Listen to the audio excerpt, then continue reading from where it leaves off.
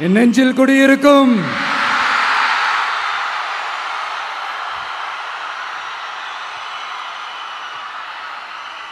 தமிழக மக்கள் உங்கள் அனைவருக்கும் என்னுடைய வணக்கமும் என்னுடைய நன்றிகளும்.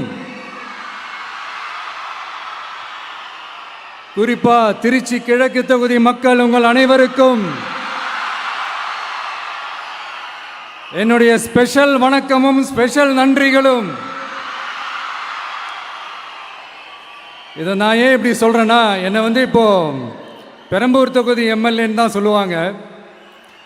பட் ஆனால் அது எலெக்ஷன் கமிஷனோட அந்த சட்ட விதிகளுக்கு மட்டும்தான் அப்படி. ஆனால் என்னை பொறுத்த வரைக்கும், தமிழ்நாட்டை பொறுத்த வரைக்கும், தமிழ்நாட்டுக்கு எப்படி திருச்சி ஒரு இதயம் மாதிரியோ, அந்த மாதிரி என்னோட இதயத்துக்கு திருச்சி கிழக்கு தொகுதி மக்களும் ரொம்ப ரொம்ப ரொம்ப க்ளோஸ் தான். அதில் எந்த மாற்றமும் கிடையாது. சரிங்களா?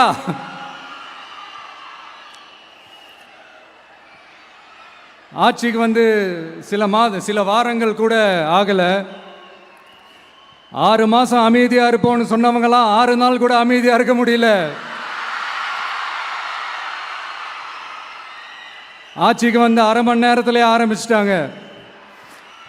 பாவம், ஒரு கல்யாண வீட்டிலலாம் போய் புலம்பிட்டு இருக்காங்க. நான் சொன்னதெல்லாம் நடக்குதா? 1 by 1 எல்லா புலம்பல்ஸும். அது மாதிரி இத்தனை வருஷமா மாற்றி மாற்றி உங்களை ஏமாத்திக்கிட்டு இருந்த இந்த 2 பேரையும் வேண்டாம்னு சொல்லி ஒதுக்கிட்டு உங்களுக்காக உண்மையா உழைக்க வந்த உங்க விஜய, உங்க அண்ணனை, உங்க தம்பிய முதல் அமைச்சரா இல்ல முதல் சேவகனா ஆக்கியிருக்கிறீங்க. தலை வணங்கி ஒட்டுமொத்த தமிழக மக்களுக்கும் இந்த நேரத்தில் என்னுடைய நன்றியை தெரிவிச்சுக்கிறேன். இந்த நேரத்தில் எங்களுக்கு ஆதரவு தெரிவித்த அத்தனை இயக்கங்களுக்கும், அத்தனை இயக்கத்தின் தலைவர்களுக்கும் மீண்டும் என்னுடைய நன்றியை தெரிவிச்சுக்கிறேன்.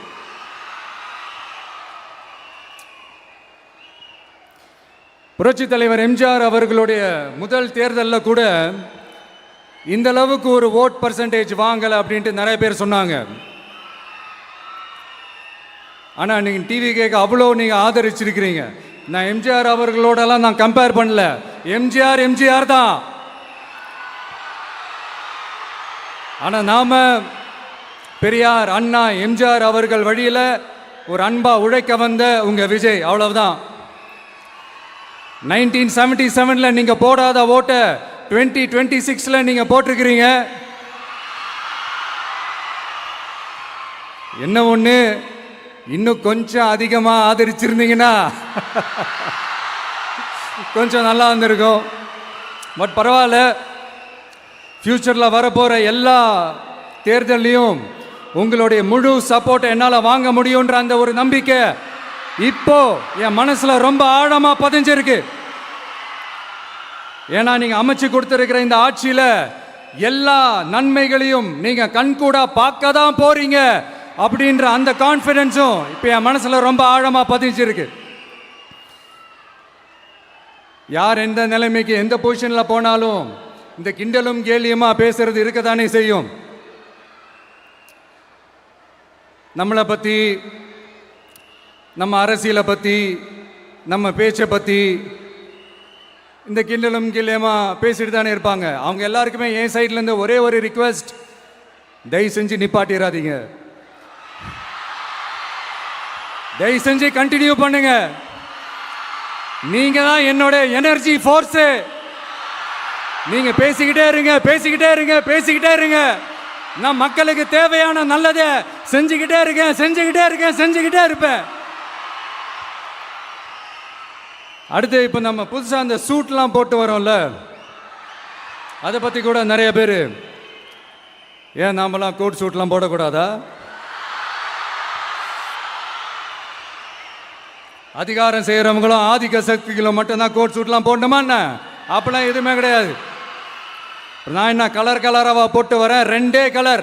நம்ம எல்லாரும் மனசு மாதிரியே பிளாக் அண்ட் ஒயிட்.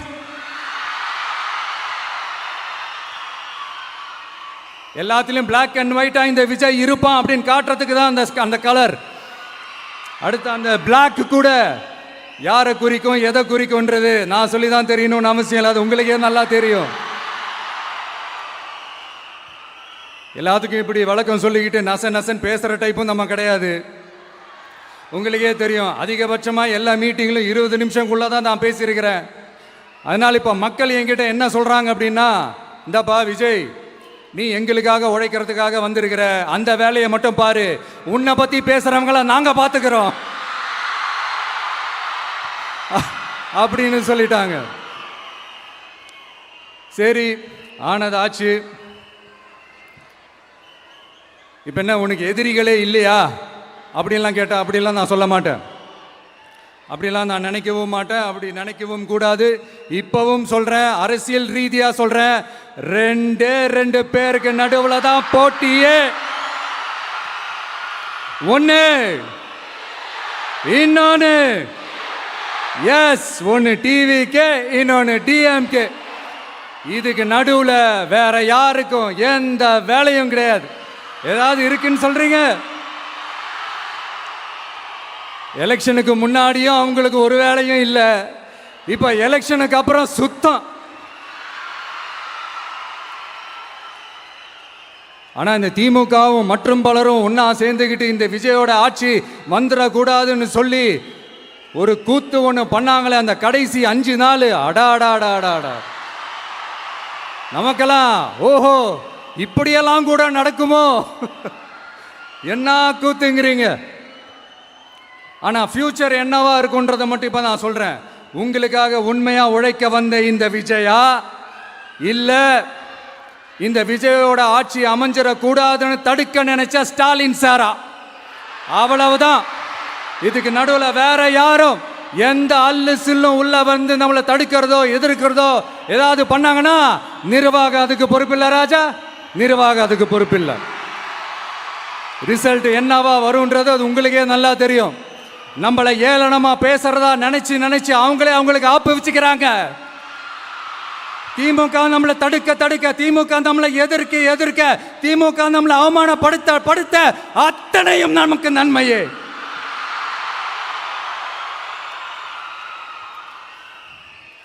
ஒன்று கவனிச்சிங்களா மக்களே, நம்ம ஆட்சிக்கு வந்ததுக்கு அப்புறம் ஒரு விஷயம் ஒன்று நடந்துகிட்டு இருக்கு.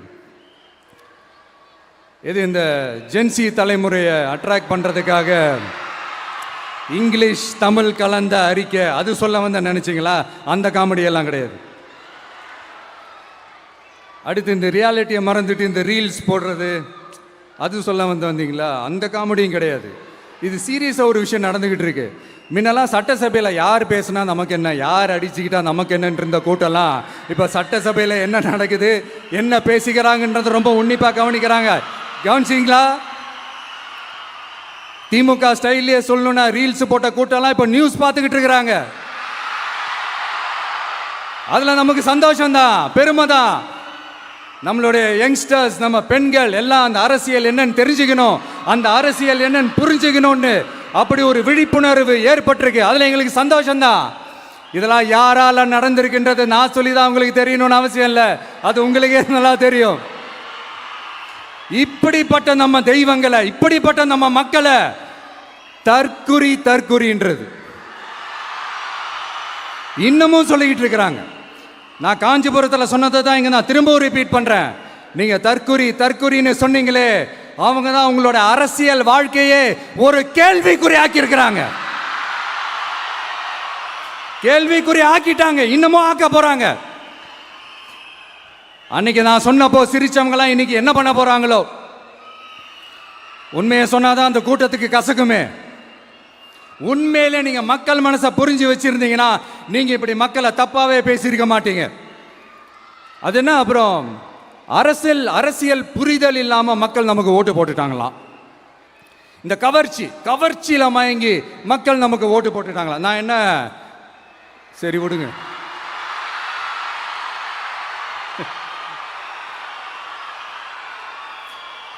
மக்கள் அவங்களுக்கு ஓட்டு போட்டா அந்த மக்கள் நல்லவங்களாம், அதே மக்கள் நமக்கு ஓட்டு போட்டா அந்த மக்கள் கெட்டவங்களா, தற்குறியா. இதே மக்கள் தான் இத்தனை வருஷமா அவங்களுக்கு ஓட்டு போட்டுட்டு இருந்தாங்க. உங்களுக்கு மட்டும் என்ன, வேற ஏதாவது பிளானட்ல இருந்து குதிச்சு ஓட்டு போட்டு போனாங்களா? தற்கொரியாமா, தற்கொரி நல்லா வருது, வேணான்னு பாக்குறேன். எங்க அண்ணன் விஜயகாந்த் அண்ணன் சொல்ற மாதிரி, அண்ணா அவர்கள் ஆரம்பிச்ச கட்சியை ஒரு அடிமை கூடாரமா ஆக்குனது யாருங்க சார்? இப்படியெல்லாம் ஆக்கிட்டு உண்மையை சொல்லு உடன்பிறப்பேவா. உங்களோட அந்த உண்மையான உடன்பிறப்புக்கெல்லாம் என்ன சொல்றாங்க தெரியுமா சார்? திமுக இப்படி ஆனதுக்கு காரணம், அந்த காரணத்தை வெளியிலலாம் போய் தேடாதீங்க, உங்க குடும்பத்துக்குள்ளேயே கேளுங்கிறாங்க. உங்களுக்காக மாடா உழைச்சி தேஞ்சு போய் கிடக்கிறோம். திமுக இப்படி ஆனதுக்கு காரணம் உழைக்காம சொகுசா இருக்கிற உங்க குடும்பத்துக்குள்ளேயே போய் கேளுங்கிறாங்க. ஒவ்வொரு திமுக தொண்டனும் அதை சொல்றாங்க. அதை புரிஞ்சிக்காம நம்மளையும் நம்ம மக்களையும் தப்பா பேசிக்கிட்டு, நீங்க மக்களை தப்பா பேசுனீங்கன்னா இந்த விஜய் வந்து கேள்வி கேட்பான், சும்மா இருக்க மாட்டான்.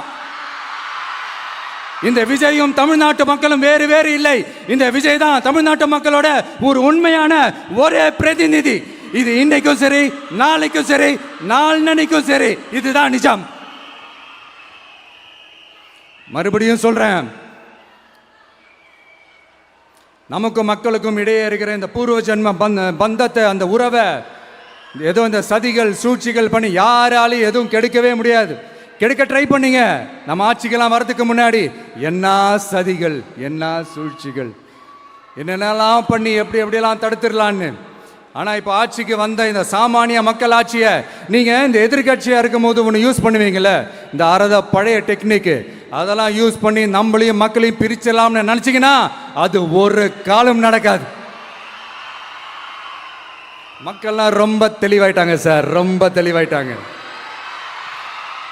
அதனால ஒரு ஆக்கப்பூர்வமான ஒரு எதிர்கட்சியாக செயல்பட்டு மக்கள் மனசை வெல்ல பாருங்க. இந்த கடைசி லாஸ்ட் 1 மந்த்தா நடந்த ஒரு சில விஷயங்கள் உங்ககிட்ட நான் ஷேர் பண்ணணும்னு ஆசைப்படுறேன். இந்த 200 யூனிட்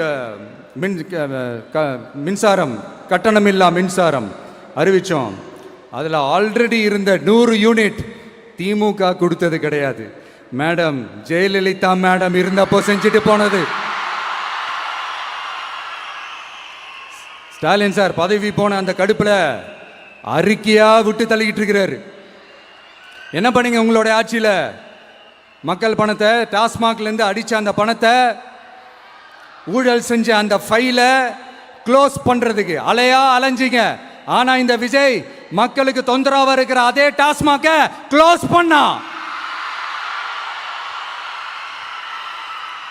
விவசாயிகளோட அந்த கடனை தள்ளுபடி மேக்சிமம் இந்த 1 மந்த்ல என்ன செய்ய முடியுமோ அதை செஞ்சான்.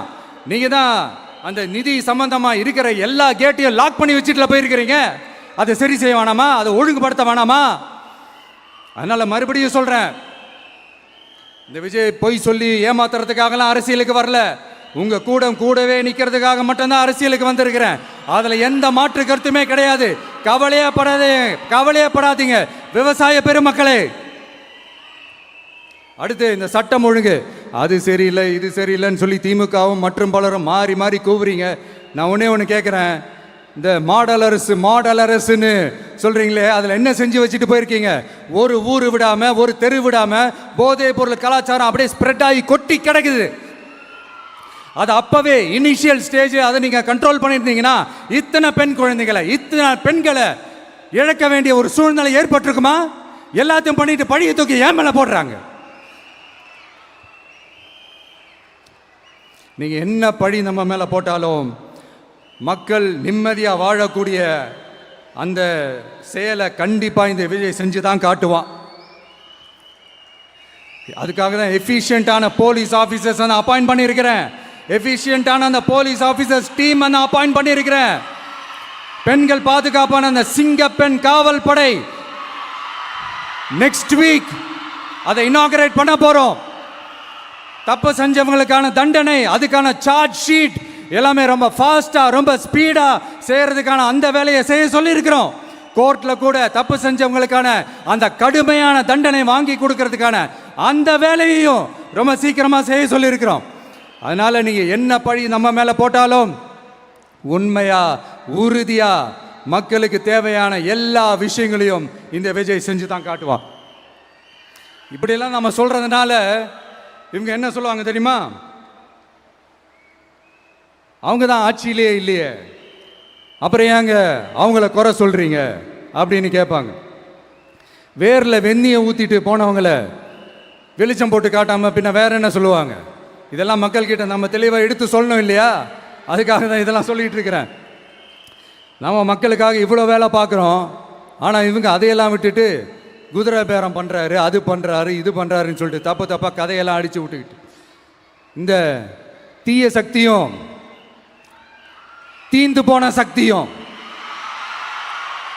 அதாங்க திமுகவும் மற்றும் பலரும் ஒன்னா சேர்ந்துக்கிட்டு திருட்டுத்தனமா யாருக்கும் தெரியாம ஒரு ஓரமா மூலையில உட்கார்ந்துட்டு பேரம் பேசி கூட்டு சேர்ந்து ஆட்சி அமைச்சு கொள்ளையடிக்க திட்டம் போட்டாங்க.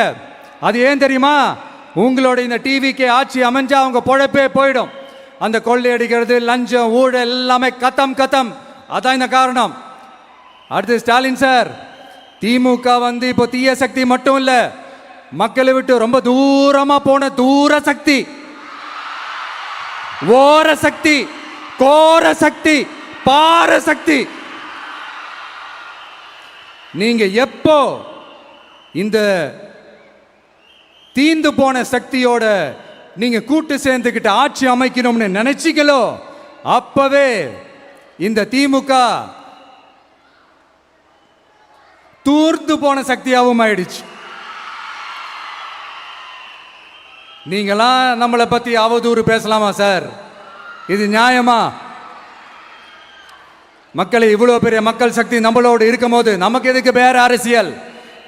எலெக்ஷன்ல 50-60 வருஷமா இருந்த சாதிய உடைச்சிருக்கிறோம், மதத்தை உடைச்சிருக்கிறோம், காசு கொடுத்து ஓட்டு வாங்கறத உடைச்சிருக்கிறோம்.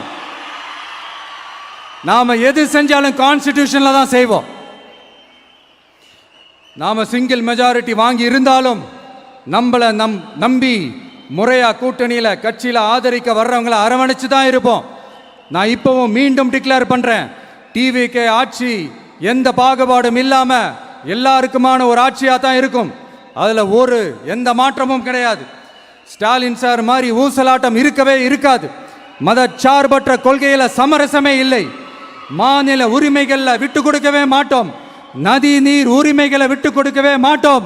சமூக நீதி, சம நீதிய, சமத்துவ நீதிய ஒரு நாளும் விட்டு கொடுக்கவே மாட்டோம். அதனால திருச்சி கிழக்கு தொகுதி மக்களே, தமிழ்நாட்டில் இருக்கிற 234 தொகுதியும் நம்ம தொகுதி தான். அதுல எந்த கட்சி ஜெயிச்சிருந்தாலும் அது நம்ம தொகுதி தான்.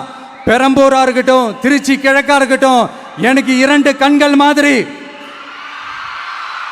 அதுலயும் திருச்சி கிழக்கு என் செல்ல புள்ள மாதிரி.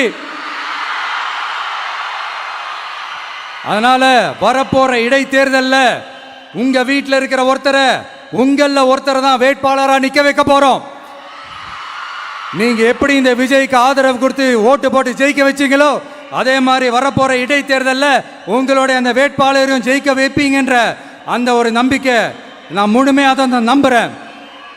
உங்களுக்காக உழைக்க வந்திருக்கிறேன். உங்களுக்காக எல்லா விஷயத்தையும் நான் பார்த்து பார்த்து செய்வேன். ஊழல் இல்லாத, லஞ்சம் இல்லாத ஒரு ஆட்சியை நான் கொடுப்பேன். I understand. ஒரே நாள் அது நடக்காததான், மேஜிக் இல்லை. பட் ஒரு நாள் அதை நான் நடக்க வைப்பேன். எனக்கு இப்ப வேற எந்த வேலையும் இல்லை உங்களுக்காக உழைக்கிறத தவிர. என் கடன் இனி என் மக்களுக்கு பணி செய்து கிடைப்பதே. மீண்டும் என்னை ஜெயிக்க வச்ச தமிழக மக்களுக்கும் திருச்சி கிழக்கு தொகுதி மக்களுக்கும் மீண்டும் என்னுடைய நன்றியை தெரிவிச்சுக்கிட்டு கான்பிடண்டா இருங்க, நல்லதே நடக்கும், வெற்றி நிச்சயம். மீண்டும் சந்திக்கும் வரை நன்றி, வணக்கம்.